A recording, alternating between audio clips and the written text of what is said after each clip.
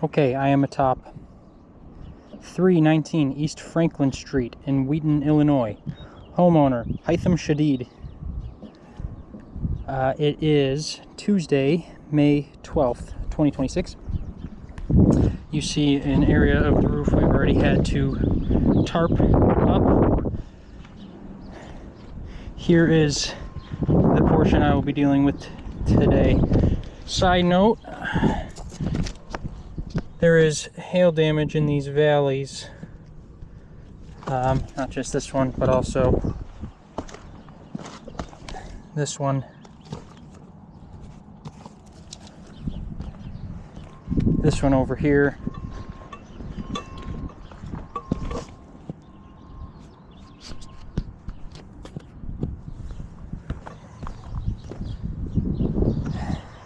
These aren't the only valleys on the roof. There's plenty of them everywhere. Many of them have damage, but I've been sent for wind damage, and so we will focus on that. Here's the quick section we are dealing with.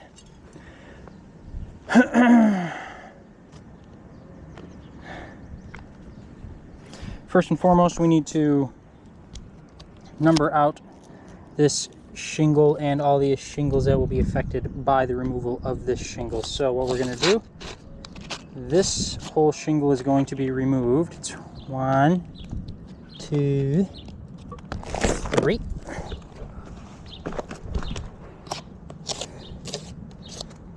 Alright, so when you have all this off, this is where the shingle starts. This is where the shingle ends. Shingles that will be impacted by the removal of this one. Well, since we will have to break the seal here, this shingle will be affected. This tab of this shingle will be affected. This looks like the same shingle. This is wind damaged. I did not do that. This is the first time I'm lifting this up. It looks like it's a new shingle right here. 2. I think that looks more like a 2. Yes, then we're going to have to mess with this one, 3, but it ends here, the tab, this tab of this shingle rather. And so then this is a new shingle, 4. This is another shingle that we will have to manipulate or deal with. This is a new shingle that we will have to deal with. And so at the end of the day, in repairing this one shingle, we are going to deal with many tabs, but ultimately 1, 2, 3, new shingle, 4, 5, 6 shingles in total, just to remove this one.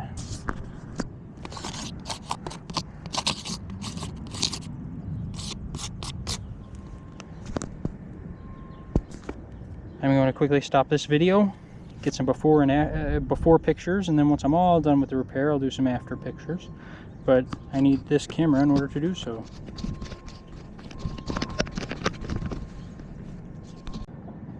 Okay, to begin this video, we are going to use the snake tool to first pop or break all of the seals associated with everything. Then we are going to remove the nails, and then we're going to remove the shingle. We'll be able to see any mat transfer on the removed shingle. It's a good test case. Things we'll be looking at along the way: shingle pliability, we'll test that on the removed shingle, and granule retention as well, seeing how well these hold up to my manipulation of them. Never going beyond what the snake tool is allowing.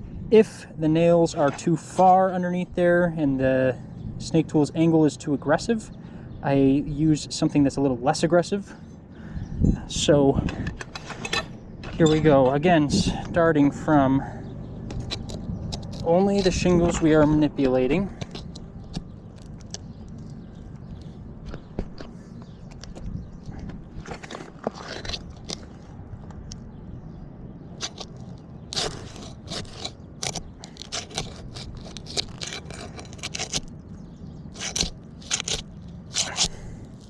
Just trying to go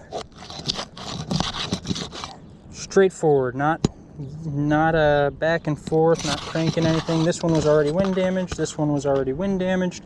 Done.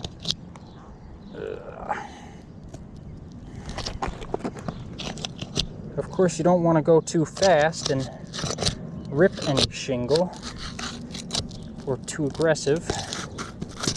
Sometimes side to side works best.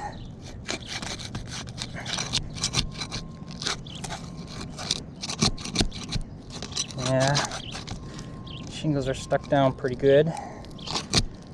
Today is an overcast day, not rainy yet. It's slated to rain at some point. It's about 70 some degrees.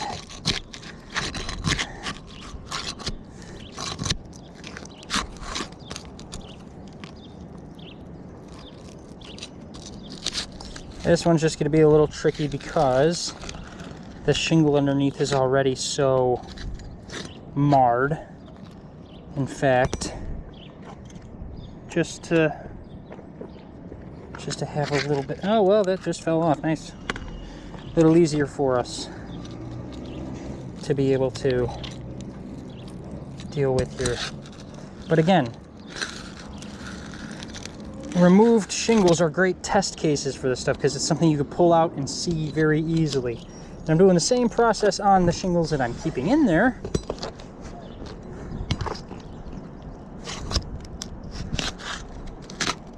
Okay.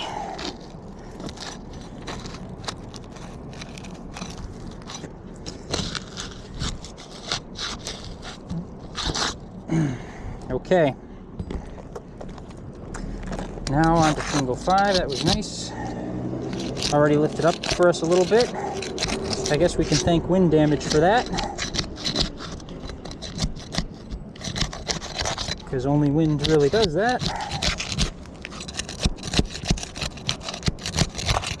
Alright, having a little bit of an angle with that was very nice. Okay, so here we are. We have all of our tabs popped. Ready to go. Yep, that was just a double check. What we're going to do now is go below and remove all of the nails associated with this shingle. So,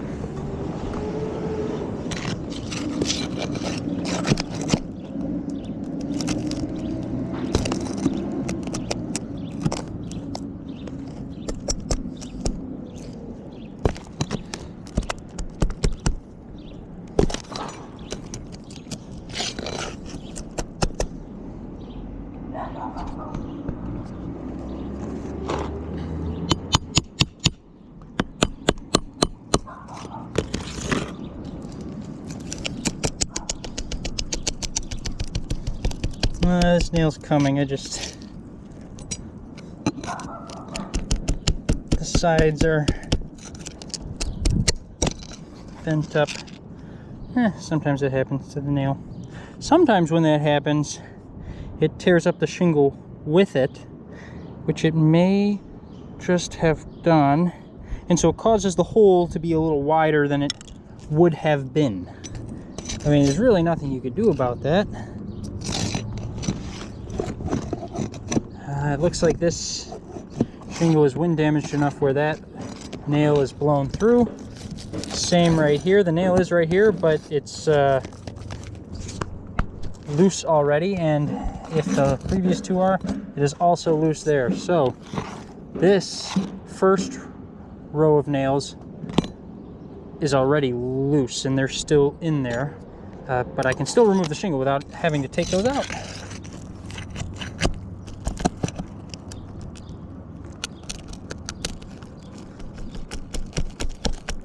Here we are.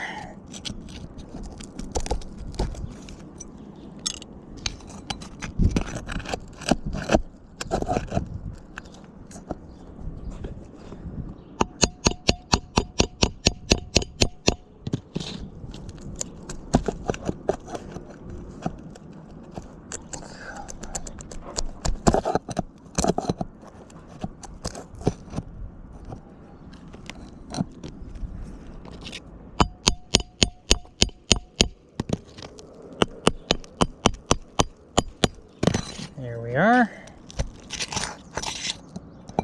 Again, never going beyond what the snake tool allows. This one's curled up just a little bit. Again, may tear out a little more of the shingle than would have been. And again, we are not removing shingle number 3 or 4. We are simply getting the nails out because the removal shingle extends that high. Right here is where that nail is.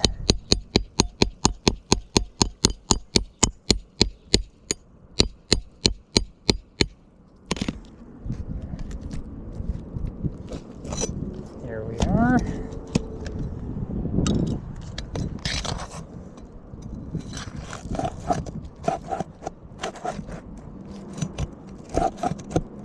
I will say this area is so wind damaged that even this shingle, number 4, that we are not supposed to go take out, is affected by it. The nail is no longer holding it in.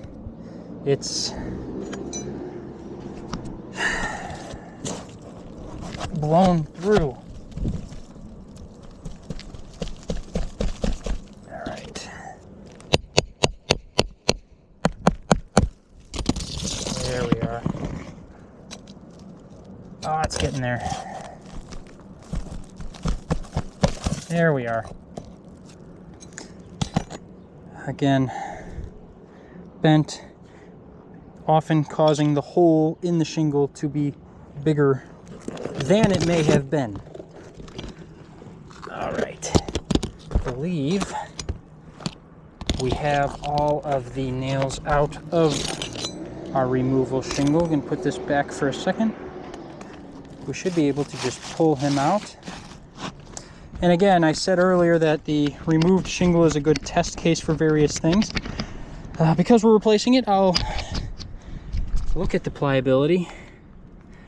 I mean, it's not cracking when I bend it. So they're in semi-good health, I would say. But you can even see, yeah, there's that hole bigger than it would have been. You could see that versus a good one. I'll find one here in a minute. But these holes are pretty big. Looking along here, you see mat transfer. That's damage. That means that the actual shingle itself from the removed shingle is stuck up here. Now sealant, the sealant we're given, will indeed seal it back down, but it doesn't fix damage. Mat transfer is damage to the shingle below it. You see mat transfer over here as well, and a pretty big sized hole, and right here as well. Looking up here, let me grab our snake tool so that we don't go beyond what we're given. I guess 6. This should be labeled number 7 because we had to break the seal along this. Let's see. Okay. See the tar strip right here. A bit of mat transfer right here.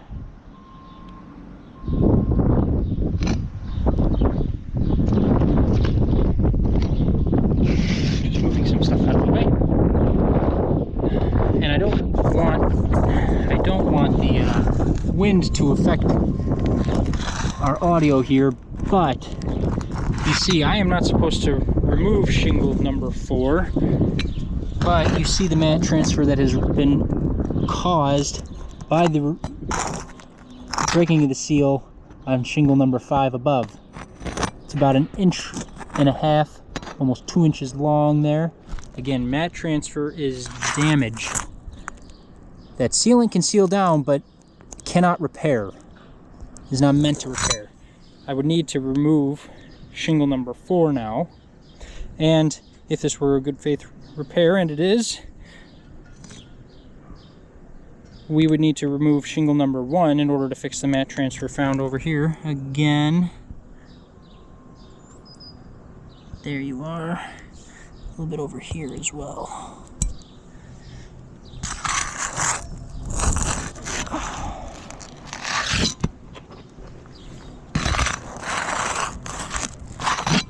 So from shingle number 6 to this third tab of shingle number 4, you also see mat transfer down to the fiberglass of the shingle. It's not just the granules lost, that is the down to the fiberglass. It's for this reason that any kind of small repair would be unwarranted on this, because you keep causing shingle damage to the shingles around. If you try to remove shingle number 1, the mat transfer is going to continue to occur and the whole slope would need to be bought. I guess it takes us down to here where the shingle ties into, well, shingle number 1 specifically ties into the valleys. Now, depending on code, and it's different everywhere, you might be anywhere from 1 foot to 18 inches up on the slope. The valley might go anywhere from 12 to 18 inches on this slope. There's ice and water shield all down the valley. Ice and water shield all down the valley. And when you're replacing something like this valley, which does have damage, you're going to manipulate several shingles. So just to give some kind of idea, let's take 12 inches from the valley. I don't know what code is particularly in this area, but even if you go just 12 inches, I'm wearing a size 10 Cougar Paw boot, that means you're going something this far onto this entire slope here. Well, if you're manipulating all of these shingles, and you're certainly going to have to get under here, remove these shingles, and try and remove these shingles and the nails associated with this valley, you are certainly going to cause damage here. Now, at least to mention on the modified bitumen that is down here. Again, since this area is affected and this valley, with the damage that it has, that's not mechanical. Again, size 10 Cougar Paw boot, approximately 12 inches onto there. The same exact thing would happen as on that side. And it's a slippery slope, because then you get to here on a valley that again needs to be replaced, and then you're going to have to go 12 inches on here, and also mess around with all of this 12 inches on here.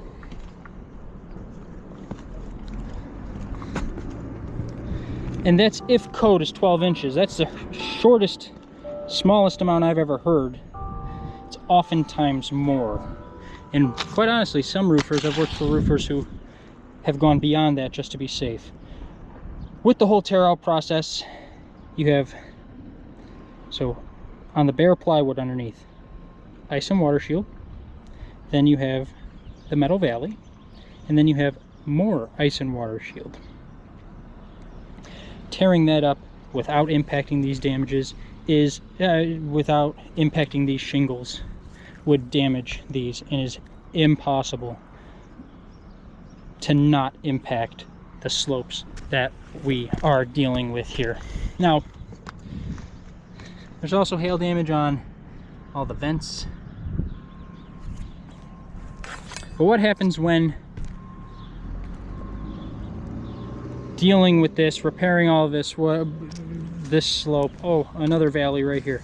What happens when you're dealing with something like the ridge? Well, you can see how if you're going to cover this slope, you have to cover the ridge, or if you're going to replace the slope, you have to get underneath the ridge. I mean, you have to take the ridge out and replace it. when taking the ridge out, there are nails that's every 5 inches. That didn't go far. That's going every 5 or so, maybe 6 inches. Well, when you're going under here to get the nail out, going under here, under the shingle, or even just scratch it, you're going to cause, right on the face, you're either going to cause granule loss. If you go on the face and get these nails out, you cause granule loss, scratching of all the faces everywhere. That's undoable. You have to go underneath the shingle. Well, as we've already established, you're going to get mat transfer nearly everywhere when you go underneath the shingle. But this is the safest way to remove it, because you get the most meat underneath the nail and it doesn't pop through and you don't cause more damages, because you have to remove the nail. And so sometimes going as far out as this, mat transfer will certainly occur. And then again, that's tied into the valley, and you don't want to put holes in the valley where it is nailed in the 12 inches up or whatever it is. Again, it depends on code in the region.